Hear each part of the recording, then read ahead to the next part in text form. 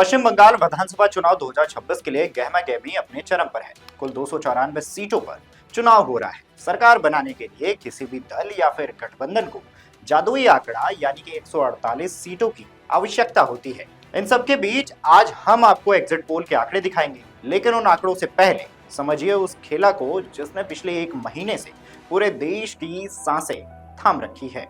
हुगली की लहरों से लेकर दार्जिलिंग की पहाड़ियों तक, नंदीग्राम की गलियों से लेकर कोलकाता के रेड रोड तक सिर्फ एक ही शोर है। क्या ये शोर ममता बनर्जी की सत्ता की हैट्रिक के बाद चौथी पारी का है, या फिर बदलाव की वो आहट है जिसका इंतजार भगवा खेमा सालों से कर रहा है? नमस्कार, मेरा नाम तन्मय है और आप देख रहे हैं नव भारत।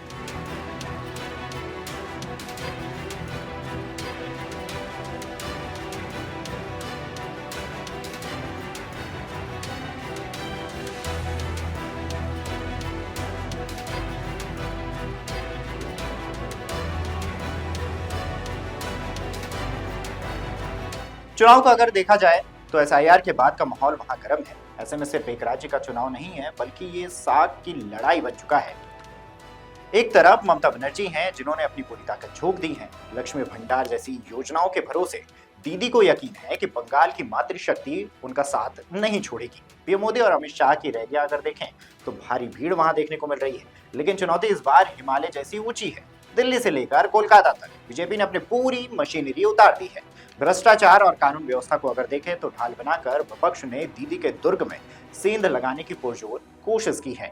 इस लड़ाई के बीच क्या लाल सलाम फिर से अपनी जमीन तलाश पाएगा? क्या कांग्रेस इस बार वोट कटवा की छवि से बाहर निकलकर किंग मेकर की भूमिका में नजर आएगी?